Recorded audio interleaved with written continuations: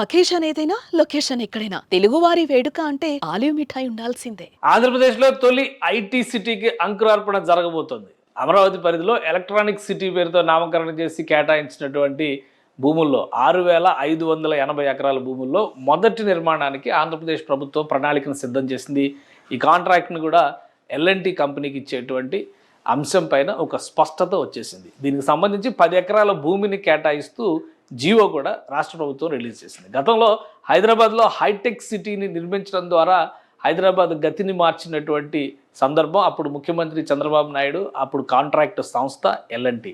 అదే తరహాలో ఆంధ్రప్రదేశ్ రాజధానిగా అమరావతిని డిక్లేర్ చేసే సమయంలో విజయవాడలో మేధా టవర్స్ లాంటి ఐటీ టవర్ని ఏర్పాటు చేయడం ద్వారా ఐటీని డెవలప్ చేయాలని చెప్పని రాష్ట్ర ప్రభుత్వం భావించింది. గత 5 ఏళ్లలో జరిగినటువంటి తిరోగమన విధానాల వలన ఇప్పుడు మళ్ళీ కొత్తగా అంకురార్పణ చేయాలనేటువంటి నిర్ణయానికి ఏపీ సర్కార్ వచ్చింది. అందుకే ఎల్ఎన్టీకి ప్రత్యేకంగా దీనికి సంబంధించినటువంటి బాధ్యతలను అప్పగించింది. 10 ఎకరాల భూముల్ని కేటాయించింది. అయితే ఐటీ టవర్ ఏ విధంగా ఉండబోతుంది? ఆల్రెడీ దీనిపైన గతంలో రాష్ట్ర ప్రభుత్వం వర్క్ చేసింది. దానికి సంబంధించినటువంటి నమూనాలు ఇప్పుడు మళ్ళీ వెలుగులోకి వస్తున్నాయి. ట్విన్ టవర్స్ తరహాలో నిర్మించేటువంటి ప్రణాళిక ఇందులో ఉంది.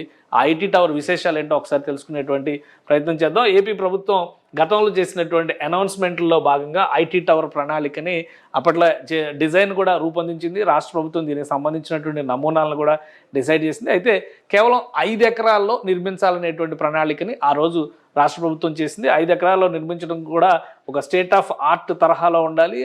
ముఖ్యంగా హైదరాబాద్లో ఉండేటువంటి హార్డ్ సాయిల్కి, అమరావతిలో ఉండేటువంటి సాఫ్ట్ సాయిల్కి ఉన్నటువంటి భేదాన్ని అర్థం చేసుకునే విధంగానే ఈ డిజైన్ని రూపొందించారు. ఈ డిజైన్ ఒకసారి చూస్తే ఇది ట్విన్ టవర్స్ తరహాలో రూపొందించేటువంటి డిజైన్.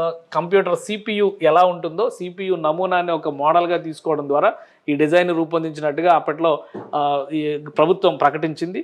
దాంతోపాటు ఈ డిజైన్లో ఉండేటువంటి ప్రత్యేకతలు ఏంటంటే, ఈ టవర్స్ చూస్తానికి 2 టవర్స్గా కనిపిస్తాయి, కానీ గ్రౌండ్ బేస్మెంట్ వరకు మొత్తం ఒకటే సింగిల్ టవర్గా డెవలప్ చేస్తారు. G+3 బేస్మెంట్లు, B3+G పైన 9 అంతస్తుల భవనం. ఆ విధంగా మొత్తం చూస్తే కనుక 12-13 అంతస్తుల సముదాయంలాగా దీన్ని నిర్మించాలనేటువంటి ప్రణాళికని అప్పట్లో రాష్ట్ర ప్రభుత్వం చేసింది. ఇది రాష్ట్రంలోనే కాదు, దేశంలో కూడా ఒక ప్రత్యేకమైనటువంటి నిర్మాణ శైలిలో ఉండాలని భావించింది. అయితే డిజైన్లు నమూనాలు తయారైన తర్వాత ప్రణాళికలో మార్పులు రావడం, అప్పటికి ప్రభుత్వం ఎన్నికలు రావడం, ప్రభుత్వం మారడం, ఇవన్నీ జరిగినాయి. సో మొత్తానికి మళ్ళీ ఈ డిజైన్నే రాష్ట్ర ప్రభుత్వం పునఃపరిశీలిస్తున్నట్టుగా తెలుస్తుంది. ఈ డిజైన్కి సంబంధించినటువంటి నమూనా చిత్రాలను మనం చూస్తున్నాము. అలానే కాంట్రాక్ట్ సంస్థతో దీనికి సంబంధించి సిఆర్డీఏ అధికారులు డిస్కషన్స్ చేయబోతున్నారు.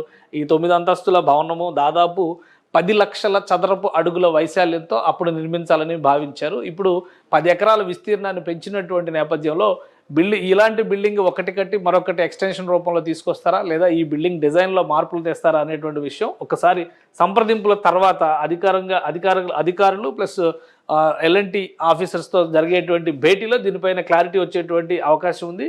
మరీ ముఖ్యంగా డిసైడ్ చేసినటువంటి లొకేషన్ కూడా చాలా ఇంపార్టెంట్ లొకేషన్గా రాష్ట్ర ప్రభుత్వం చెబుతుంది. దానికి కారణం ఏంటో కూడా ఒకసారి విశ్లేషించేటువంటి ప్రయత్నం చేద్దాం. దీనిలో 2 రకాల అంశాలని ప్రస్తావిస్తున్నారు. ఇక్కడ ఎలక్ట్రానిక్ సిటీకి సంబంధించి 6,582 ఎకరాల భూమిని కేటాయించారు. అందులో ఫస్ట్ వెంచర్ ఈ ఐటీ టవర్ కాబోతుంది. ఐటీ టవర్ అనేటువంటి పేరు ఇంకా అది ఫైనల్ కాదు, బట్ ప్రస్తుతానికి ఏంటంటే ఐటీ టవర్ అనే పేరు పెట్టారు. కానీ దీన్ని డీప్ టెక్నాలజీ, ఏఐ రిలేటెడ్ కోర్సెస్ని ఇప్పుడు ప్రోత్సహించాలనేటువంటి నిర్ణయానికి రాష్ట్ర ప్రభుత్వం వచ్చింది. కాబట్టి డీప్ టెక్ రిలేటెడ్గానే దీని పేరు కానీ ఇవి కానీ మార్పులు చేసేటువంటి అవకాశం ఉంది. ఇక ఎలక్ట్రానిక్ సిటీకి సంబంధించి ఈ 5,680 ఎకరాలు ఈ ప్రదేశంలో వస్తాయి. ఇది బార్డర్ ఏరియా, మంగళగిరి ప్రాంతానికి బార్డర్ ఏరియా వస్తుంది.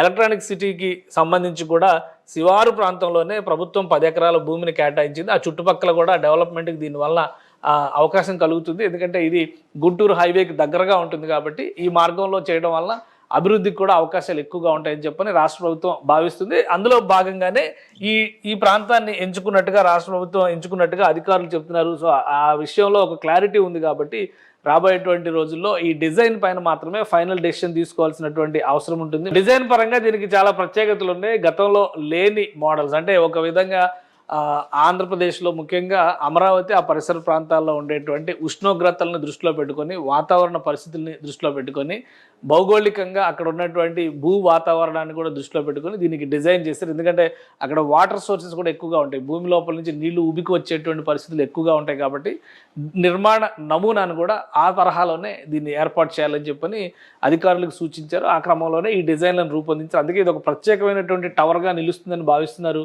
సో ఈ డిజైన్ని ఇదే డిజైన్ని యాజ్ ఇట్ ఈజ్గా అమలు చేస్తారా లేదా మార్పులు చేర్పులు ఏమైనా ఉంటాయా అనేది అధికారుల ఫైనల్ భేటీల తర్వాత బయటకు వస్తుంది. గతంలో చేసినటువంటి డిజైన్ కేవలం 10 లక్షల చదరపు అడుగుల విస్తీర్ణంతో చేసేటువంటి టవర్ ఇప్పుడు 10 ఎకరాల భూమి డబల్ అయింది కాబట్టి 5 ఎకరాల్లోనే అప్పుడు ప్లాన్ చేశారు. ఇప్పుడు భూమి 10 ఎకరాలు అవుతుంది కాబట్టి ఈ ప్రణాళికను పూర్తి స్థాయిలో సమీక్షించిన తర్వాత అప్రూవల్కి వెళ్ళేటువంటి అవకాశం ఉంది. కానీ దానికి ఎక్కువ సమయం తీసుకునేటువంటి ఛాన్సెస్ కూడా లేవు. ఎందుకంటే నరేంద్ర మోడీ ప్రధానమంత్రి పర్యటనకి కేవలం 20-25 రోజుల సమయం మాత్రమే ఉంటుందని అంచనా వేస్తున్నారు. ప్రధానమంత్రి రాష్ట్ర పర్యటనకి వచ్చిన సందర్భంలోనే ఈ ఐటీ టవర్కి కూడా భూమి పూజ చేసేటువంటి అవకాశం ఉంది. అందుకనే సిఆర్డీఏ అధికారులు ఎల్ఎన్టీ టీము దీనిపైన డిజైన్ పైన కూడా వర్క్ చేస్తున్నట్టుగా ఒక సమాచారం ఉంది. మోడల్ని యాజ్ ఇట్ ఈజ్గా కంటిన్యూ చేసే లెక్క అయినా లేదా మార్పులు చేర్పులు ఉన్నా కానీ భూమి పూజ మాత్రం ప్రధానమంత్రి చేతుల మీదుగానే చేయించేటువంటి అవకాశాలు ఉన్నాయి. రాష్ట్ర ప్రభుత్వం దీనికి తగ్గట్టుగా స్థానిక అధికార యంత్రాంగానికి కూడా మార్గదర్శకాలని జారీ చేసింది. సో వీలైనంత వేగంగా ఈ పనులు పూర్తి చేసేందుకు అధికార యంత్రాంగం కసరత్తు చేస్తుంది. సుమన్ టీవీలో మీ పర్సనల్ అండ్ బిజినెస్ ప్రమోషన్స్ కోసం కింది నెంబర్కి కాంటాక్ట్ చేయండి.